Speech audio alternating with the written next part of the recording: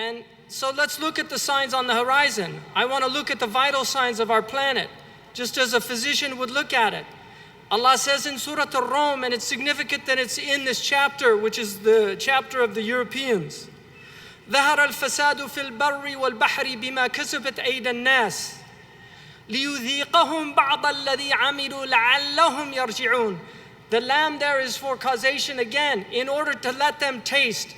So mischief, corruption, pollution, all of these negative attributes are bound up in that word fasad. Fasada shay, it means it went bad. Mischief has appeared on the land and sea because of the meed, the reward that the hands of men have earned, that Allah may give them a taste of some of their deeds in order that they may turn back. So the reason that Allah makes our negative actions have negative repercussions is in order for us to return back to Allah. Our commentators say ظهر الفساد, it means النقص في الخيرات في البر والبحر. It means the diminishment of the blessings of the earth. You lose the blessings of the earth.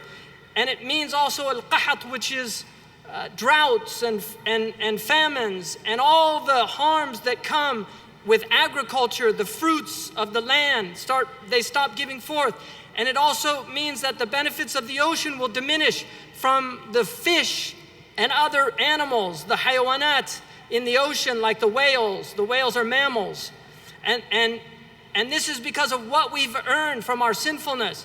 Imam al-Qurtubi says the ulama differed about what fasad means. Ibn Abbas said that it means the diminishment of blessing because of what servants do that they might turn back to God. An-Nahas, one of the great, Abu Ja'far al-Nahas, one of the great mufassirun, famous for al-Nasikh wal-Mansukh fil Quran. He died in the 4th century, 338.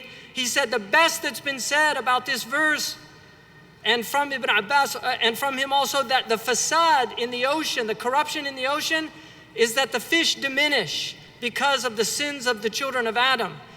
One of the signs of the end of time, and Imam al-Ghumari, some people might differ about this, but Imam al-Ghumari, one of the great ulama of the 20th century from Morocco, said that this means, this is in this world, before the akhirah. وَقَالَ الْإِنسَانُ مَا لَهَا. The man, human being will say, what's wrong with the earth? What's going on with the earth?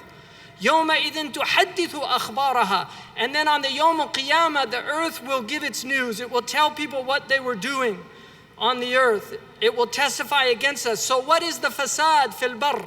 What's the mischief on the land?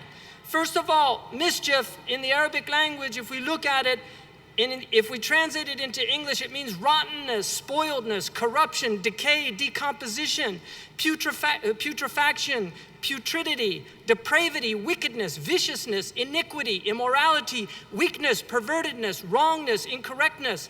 All of these are meanings embodied in that word. If you look at the word pollution in the English language, and this is taken from a dictionary, undesirable state of the natural environment being contaminated with harmful substances as consequences of human activities. بِمَا كَسَبَتْ أَيْدِ النَّاسِ. This is the result. So even in our language, pollution, which is a dominant problem on the planet today, is recognized as a result of what human beings earn. And it's also, Ibn al-Nahas also said one of the meanings of it, and many of the mufassirun mention this, the commentators say that it means that fires will manifest on the land. And people don't realize this, but there are fires all over the world spreading and greater in intensity.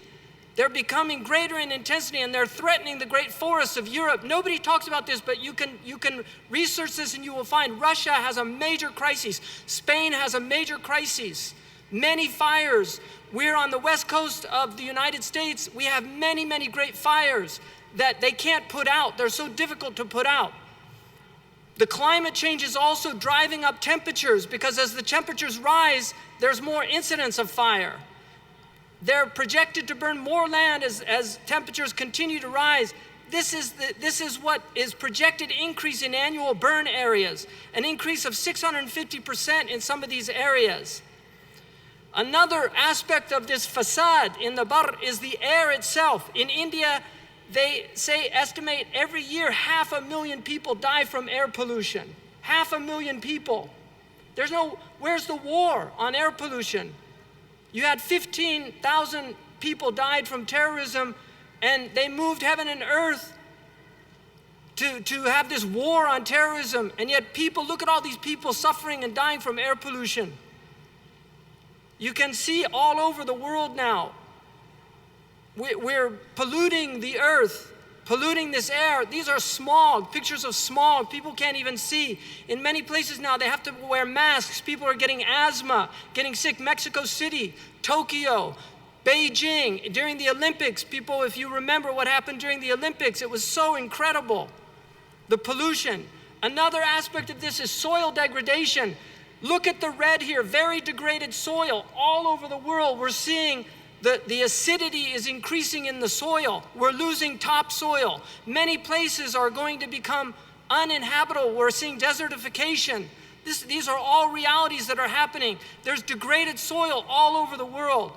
Desertification is literally where a place that once had foliage becomes desert. And you can see the red here is extreme. It's already happened. The other places is where it's happening in the yellow. And then the green, we still have forests, but there was a time when all of North Africa, you see where that white is? All of that is desert. But above, Ibn Khaldun said that before Bani Hilal got into Africa, a squirrel could go from Sinjab, a squirrel could go from Egypt all the way to Morocco without touching the ground. There were so many, and he said that Banu Hilal came, they were like locusts that devoured the resources. Another aspect of the fasad, وَالْأَرْضَ وَضَعَهَا لِلْأَنَامِ. Imam al-Tabari and others say al-anam are the creatures that sleep. So this is all these sentient beings. It's not just human beings. Some say it's al-ins wal-jinn, but some say include the animal kingdom. Allah subhanahu wa ta'ala says, مَا مِن دَابَّةٍ فِي الْأَرْضِ وَلَا طَائِرٍ بِجَنَاحِي يَطِيرُ بِجَنَاحِي إِلَّا أُمَمٌ أَمْثَالُكُمْ. That there's no creature on the earth that walks the earth. There's no bird that flies with its two wings except their communities like unto you. Allah tells us that the animal kingdom have communities like unto us. And then He tells us that He left nothing out of this book. مَا فَرَّطْنَا فِي الْكِتَابِ مِنْ شَيْءٍ. We didn't leave anything out. Even the animals are acknowledged in the Quran. We have animals that mate for life. We know that animals make huge pilgrimages and vast migrations to places. Recently, some of you may have seen a man who was a caretaker of the elephants in South Africa. And when he died, the elephants made a march 12 miles. 2 days before he died, it took them 2 days to get there. And they literally made vigilance for 2 days in front of his house. They didn't eat. And this was a man who was taking care. He also saved the animals of the Iraqi zoo. He was a human being that was fulfilling the khilafah of caretaking for animals.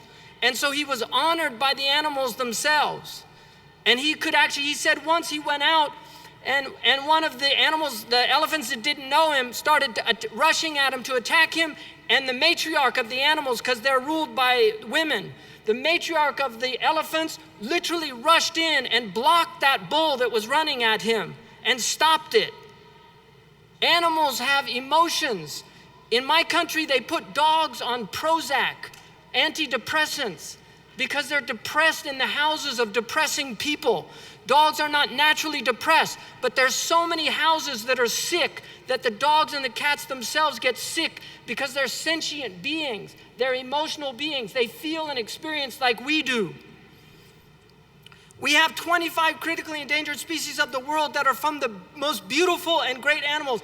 They're the animals that human beings used to name their children after, and in many cultures they still do. Animals like tigers, asad, fahad. These are animals that the Arabs, they named their men after muftarisat, after the animals that attack the prey. And they name their women after the prey, like Maha and Ghazala. So Fahad goes after Maha, and she doesn't stand a chance.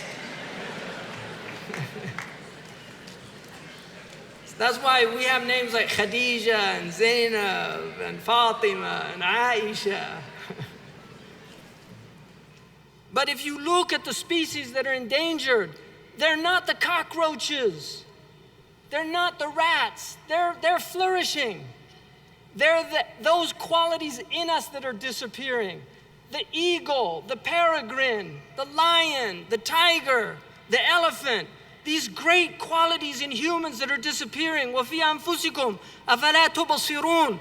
We've got plenty of cockroaches out there in human disguise. We've got plenty of rats out there in human disguise. But we don't have these great animals. They're disappearing. محمد سيد الكونين والثقلين والفريقين من عرب ومن عجم. محمد سيد الكونين والثقلين والفريقين من عرب ومن